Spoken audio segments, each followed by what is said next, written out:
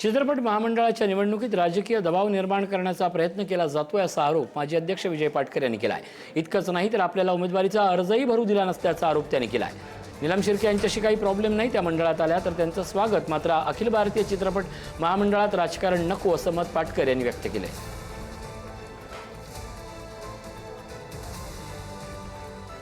Form गेला आणि form भरला गेला नाही। मी विचारलं फॉर्म काय नाही भरला गेला नाही, अजून डिस्कशन चाललंय कोणाचं आपलं का, पण आपलं नाही। जर काही मंडळी आहेत, बाहेरची मंडळी आहेत, बाहेरच्या मंडळींचा म्हटलं काय संबंध, करायला लागेल, दबाव आहे थोडासा, ठीक आहे भरतील फॉर्म, पण 6 नंतर कळलं की माझा फॉर्म भरलाच गेला नाही।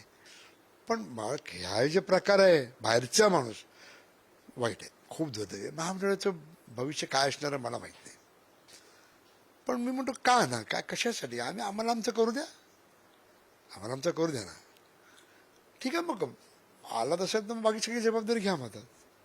जर का पाटकर साहेबांना त्यांचा उमेदवारी अर्ज दाखल करायचा होता, त्यांना महामंडळाविषयी इतकी कळकळ होती, इतकी तळमळ होती, तर त्यांनी स्वतः येऊन अर्ज दाखल करायला हवा होता।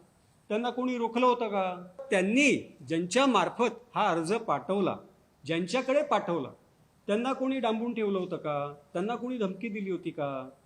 त्यांचं नाव घोषित करावं। कुठल्या मंत्र्यांनी दबाव आणला, कुठल्या मंत्र्यांनी फोन त्यांना केला, हे कॉल रेकॉर्डमध्ये त्यांनी दाखव।